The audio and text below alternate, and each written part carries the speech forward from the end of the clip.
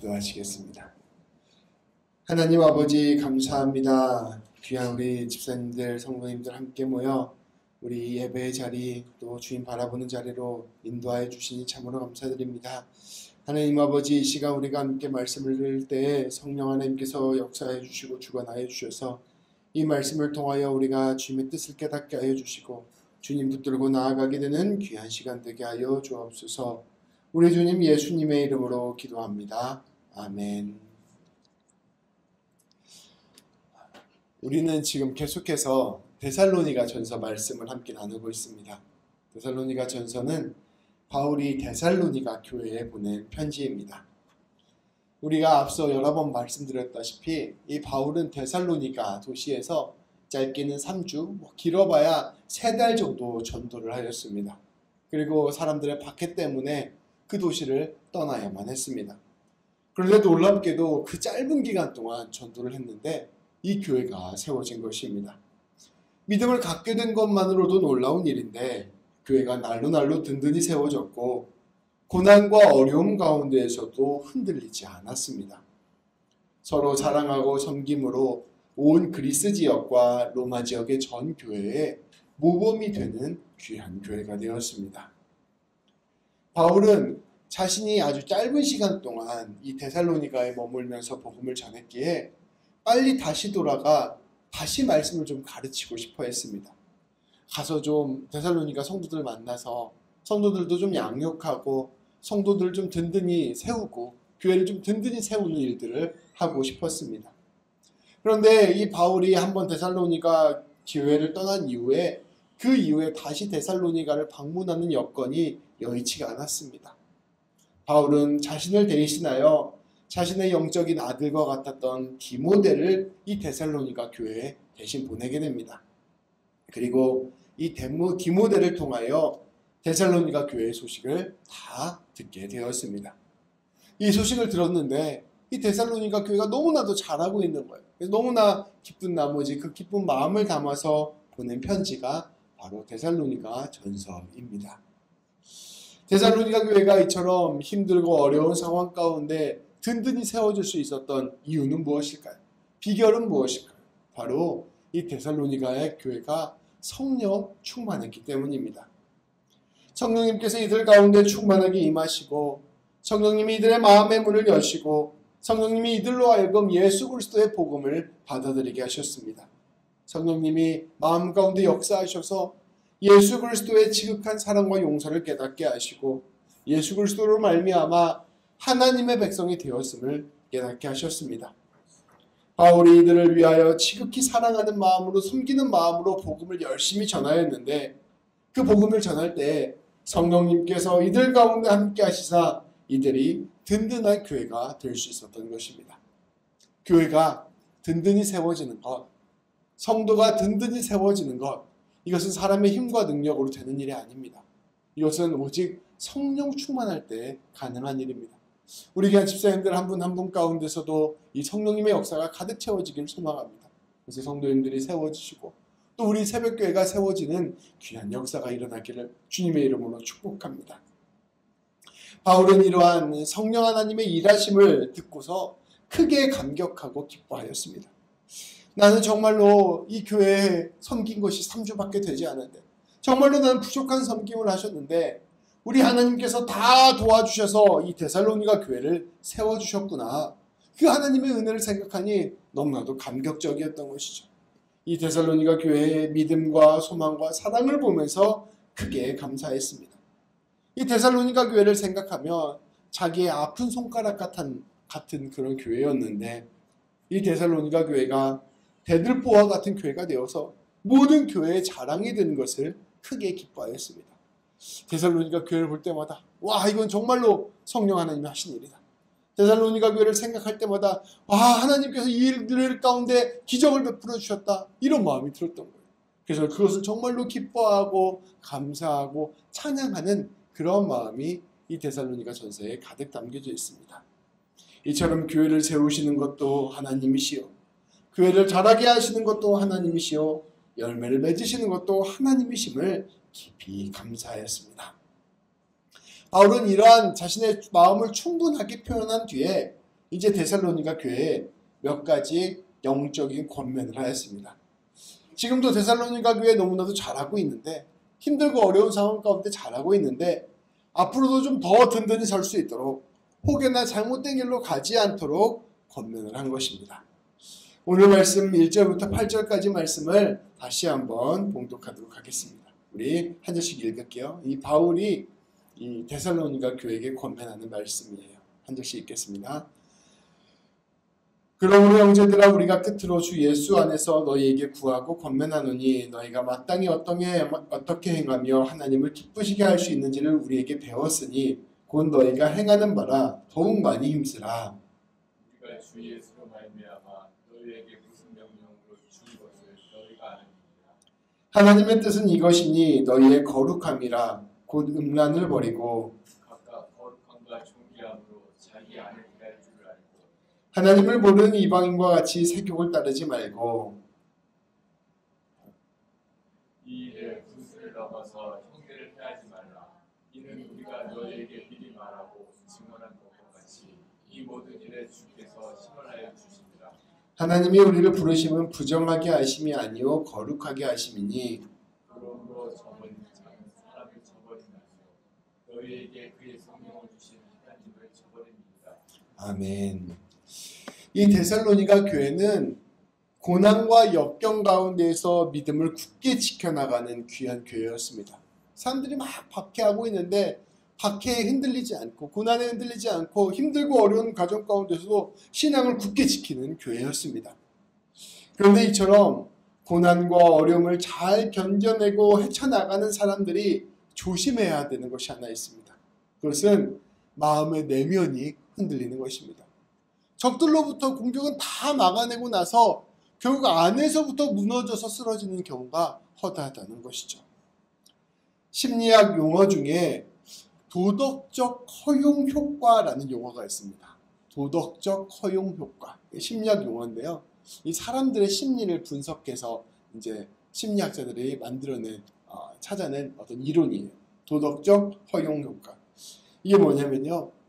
무엇인가 도덕적인 일, 선한 일, 바른 일을 하고 나면 우리의 마음속에서 나는 이제 조금 덜 도덕적인 행동을 해도 괜찮다는 생각을 하게 된다는 것입니다. 예를 들면 이런 거예요. 내가 누군가에게 도움을 줬어요. 큰 도움을 줬어요. 도움을 주고 나면 자연스럽게 나도 모르게 그 다음에는 길거리에 쓰레기를 버린다던가 아니면 조금 다른 사람이 봤을 때 잘못하는 일들을 좀 거리낌 없이 하게 되는 경향이 사람 마음 안에 있다는 것입니다. 또 누군가에게 양보를 하면 또 우리가 마음속에 자연스럽게 또 다른 잘못을 저지르는데 조금 관대한 마음을 품게 된다는 거예요. 예를 들면 양보를 하고 난 다음에 그 다음에 누군가를 비난하는 것을 조금 더 쉽게 한다던가. 그러니까 사람의 마음이 이게 약간 그 평형추 같은 게 있대요. 내가 뭔가 선한 일, 바른 길, 옳은 길을 하고 나면 그 다음에 내가 좀 나쁜 일을 하는 거에 대해서 스스로 관대해지는 경향이 있다고 합니다. 모든 사람은 거의 다 그렇대요. 이게 도덕적 허용 효과입니다. 심지어 몸에 좋은 음식을 먹었어요. 내가 오늘 만약에 인삼을 먹었다. 몸에 좋은 음식을 먹으면 군것질이나 흡연이나 음주가 늘어난다는 연구 결과도 있습니다. 그러니까 사람이 한 가지 좋은 일을 하면요. 자기도 모르는 사이에 무의식적으로 나쁜 일을 하는 거에 조금 관대해진다는 것이죠. 근데 이러한 도덕적 허용 효과는 교회 안에서도 자연스럽게 작동될 수 있음을 기억해야 합니다. 우리가 열심히 헌신하고 섬겼는데 그 다음에 자신도 모르게 다른 사람들을 판단하고 정죄하는 경우들이 있는 경우들을 우리가 보게 됩니다. 또 내 것 열심히 나누어 다른 사람에게 베풀어 주었는데 또 나도 모르게 그 다음에는 내가 다른 사람의 물건을 쉽게 생각하는 경우들도 우리 안에 있는 것이죠. 우리가 열심히 성령 충만, 은혜 충만, 하나님 붙들고 나가는 삶을 열심히 살려고 애쓰게 되면 나도 모르게 일상에서의 타락에 관대해지는 것이 우리의 현실 가운데 드러나게 된다는 거예요. 날마다 신앙생활 열심히 하고 교회생활 열심히 하고 은혜 충만, 성령 충만하면 우리의 가장 작은 일상들마저도 되게 훌륭한 사람으로 변해야 되는 게 우리의 생각의 이론인데 우리의 마음의 균형추가 나도 모르게 작동해서 우리가 하나님 앞에서 열심히 섬기고 교회도 열심히 다니고 봉사도 열심히 하고 사랑도 열심히 하려고 했으면 나도 모르게 반대쪽에서는 뭐 이 정도 나쁜 일을 해도 괜찮겠지 하는 그런 마음이 생기게 된다는 것이죠. 내가 바른 사람, 훌륭한 사람, 좋은 사람이라고 생각하면 생각할수록, 내가 많은 좋은 일을 했다고 생각하면 생각할수록, 내가 괜찮은 상태라고 생각하면 생각할수록 우리는 역설적으로 타락의 함정에 빠질 수 있음을 심리학자들이 이야기해주고 있는 것이죠.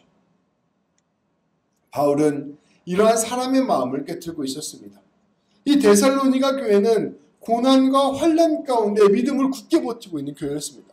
온갖 세상 사람들이 다 교회를 박해해요. 근데 여기서 맞서 싸우면서 신앙을 잘 지키고 있는 훌륭한 교회. 그러니까 누가 봐도 칭찬해주고 격려해주는 교회였습니다.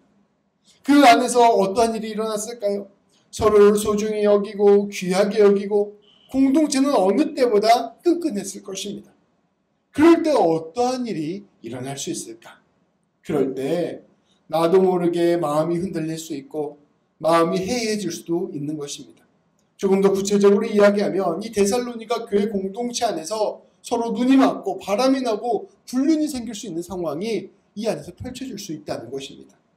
그래, 내가 이렇게 헌신하는데, 내가 이렇게 주님을 믿고 있는데, 내가 이런 어려운 환난들을 다 견디고 있는데 이 정도는 괜찮을 거야 하면서 안에서부터 무너지는 일이 생길 수 있음을 바울은 경계하고 있었던 것입니다.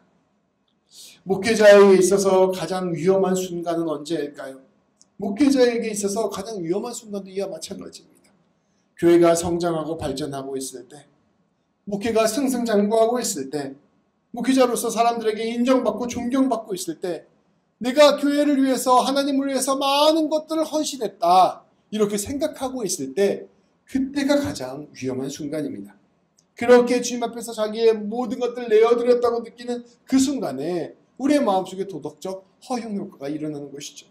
이 정도는 괜찮겠지 하면서 죄의 마음을 문을 열고 잘못된 일에 조금 더 관대해지고 자기도 모르는 사이에 죄를 범하는 일이 벌어지는 것이죠. 그래서 그렇게 목회를 열심히 했던 목사님들, 그렇게 사람들에게 인정받고 존경받는 목사님들이 성적으로 무너지고 불륜을 저지르고 죄를 저지르는 것이 저는 바로 이 도덕적 허용 효과에 둔감했기 때문이다라고 생각합니다. 이것은 우리 예수님을 믿는 모든 사람들에게도 마찬가지입니다. 때때로 치명적인 죄는 우리가 죄를 짓고 있을 때 그 죄 가운데서 치명적인 죄가 들어오는 게 아니에요. 치명적인 죄는 성령 충만한 그 순간에 우리를 비집고 들어옵니다. 내가 하나님 앞에서 잘하고 있다고 생각하는 그 순간에 우리를 치고 들어오는 거예요. 마치 씨름의 되치기처럼 다 이겨놓은 씨름인데 한 방에 뒤집어져서 죄악으로 바닥에 떨어지는 것이 우리가 처한 삶의 현실이라는 것입니다. 그래서 우리는 늘 이것을 경계하고 내가 이 치명적인 죄에 무너지지 않을까, 이것을 늘 생각하고 붙들어야 한다는 것입니다. 그래서 바울은 권면합니다. 데살로니가 교회 성도 여러분 아주 잘하고 있습니다. 여러분 고난과 환난 가운데서도 잘 믿음을 지키고 있고 소망을 가지고 있고 사랑을 붙들고 있습니다. 우리 성도님들 아주 잘하고 있습니다. 그런데 그럴 때일수록 정말로 조심해야 됩니다. 거룩하십시오. 음행을 멀리하십시오. 잘못된 만남에 마음을 빼앗기지 마십시오. 아내와 남편을 거룩함과 존중으로 대해야 됩니다. 하나님을 알지 못하는 사람처럼 욕망에 빠져서 죄를 저질러서는 안 됩니다. 만일 이러한 일이 교회 안에서 일어나면 그것은 형제 자매를 해치는 일이 될 것입니다. 여러분이 기껏 이 신앙을 지키기 위해서 열심히 했었는데 여기에서 만약에 불륜이 하나 생겨봐요. 그러면은 얼마나 많은 사람들 주변에 상처를 받겠어요. 이런 일들을 조심하라는 것입니다. 여러분이 욕망 때문에 교회를 해친다면 주님께서는 이것을 징벌하실 것입니다. 주님께서 우리를 부르신 것은 더러움에 빠져 사는 것이 아니라 거룩함에 이르게 하려 하시려는 것입니다. 여러분, 욕망에 따라 사는 것은 그저 사람만을 저버리는 것이 아니라 성령을 주신 하나님을 저버리는 것입니다. 자신의 마음을 살피고 자신의 욕망을 다스리고 하나님께서 원하시는 거룩함을 살라 바울은 권면한 것입니다. 교회 안에서 우리가 서로를 대할 때 형제 자매처럼 여기고 가족처럼 여기고 또 서로가 서로를 귀히 대하고 특별히 이 관계를 소중히 여겨서 우리 안에 주어진 아름다운 성도의 교제를 잘 이루어가라 말씀하신 것입니다. 하나님 잘 믿고 있으니까, 지금 잘하고 있으니까 그것을 잘하고 있는 걸 잘 붙들고 나아가되 혹시 너희가 쓰러지거나 넘어지지 않을까 늘 깨어 있어야 된다 말씀하는 것입니다. 서로가 서로를 가장 귀한 존재, 소중한 존재로 여겨주고 바라봐주고 격려하는 것이 바로 교회 공동체의 모습이어야 하는 것이죠. 바울은 이제 9절부터 12절까지 말씀을 통하여 이러한 교회 공동체가 지켜야 될 관계에 대해서 선포하였습니다. 그것도 한 절씩 읽겠습니다. 형제 사랑에 관하여는 너희에게 쓸 것이 없음은 너희들 자신이 하나님의 가르치심을 받아 서로 사랑함이라. 너희가 온 마게도냐 형제에 대하여 자연히 것을 행하노라. 형제들아 권하노니 더욱 그렇게 행하고 또 너희에게 명한 것 같이 조용히 자기 일을 하고 너희 손으로 일하기를 힘쓰라. 이는 외인을 대하여 단정히 행하고 또한 아무 궁핍함이 없게 하려 함이라. 아멘. 바울은 선포합니다. 여러분, 교회는 말 그대로 하나님의 말씀대로 사랑하는 곳입니다. 안으로는 서로를 사랑하고 밖으로는 지역사회와 이웃을 사랑하는 것이 교회입니다. 데살로니가 교회는 이것을 아주 잘하고 있었습니다. 바울은 이것을 포기하지 말고 더욱 힘써 사랑하기를 권면하였습니다. 그러면서도 여러분 사랑할 때 그 사랑 안에 여러분의 욕망과 자랑과 여러분의 의의가 드러나지 않도록 겸손하게 사랑해야 됩니다. 자기를 드러내지 않도록 노력하십시오. 그리고 맡은 일에 최선을 다하고 성실하게 살아가십시오. 권면하였습니다. 여러분 사랑은 감정으로 하는 것이 아니라 충실한 삶에서부터 시작되는 것입니다. 이야기하는 것이죠. 바울은 이렇게 충실하게 살면서 교회 밖 사람들에게 품위를 지키고 그들에게 신세를 지지 않고 살아가기를 권면하였습니다. 충실하게 살면서 수고하며 살면서 서로를 위해서 섬겨주고 서로를 소중히 여기고 하나님의 나라를 이루어 갑시다 이야기한 것입니다.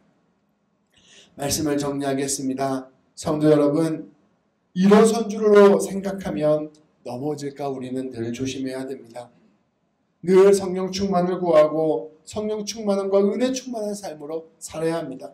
하나님이 우리를 붙잡아 주셔서 하나님 우리의 모든 인생 가운데 하나님 깊이 경험하고 교제하며 붙들고 나아가야 됩니다. 기도하며 살아가야 됩니다.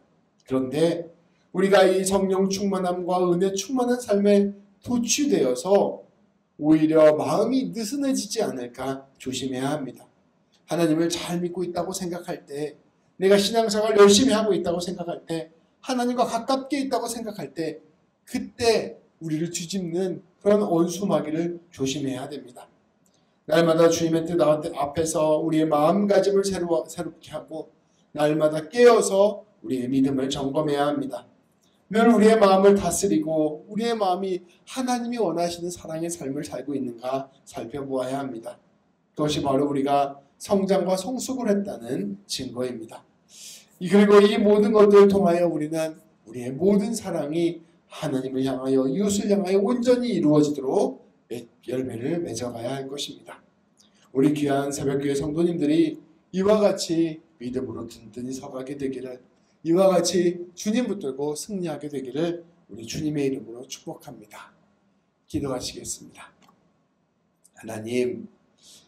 하나님 붙들고 의지하고 사모하고 하나님과 가까워지고 성령 충만하고 은혜 충만한 삶을 살아가고자 애쓰는 우리 귀한 밴쿠버 새벽교회 모든 성도님들 가운데 한량없는 은혜를 부어주옵소서. 하나님 더 깊이 알고 하나님 더 깊이 경험하며 하나님과 더 깊이 교제하고 하나님 더 닮아가는 우리 모두가 될 수 있도록 인도하여 주옵소서. 하나님, 그런데 우리가 하나님 이렇게 붙들고 나아갈 때 우리가 하나님과 가까워지는 것에 잠시 마음을 흔들려 우리가 헛된 것들에 다시금 헛된 것들을 바라보게 되고 죄악에 빠지게 되는 그러한 잘못을 저지르지 않도록 하나님 우리가 늘 스스로를 경계하고 살필 수 있도록 인도하여 주옵소서. 하나님이 우리에게 원하시는 것이 무엇인가를 늘 생각하게 하시고 하나님 사랑하고 이웃 사랑하며 온전히 믿음 안에서는 우리 모두가 될 수 있도록 인도하여 주옵소서. 우리 주님 예수님의 이름으로 기도합니다. 아멘.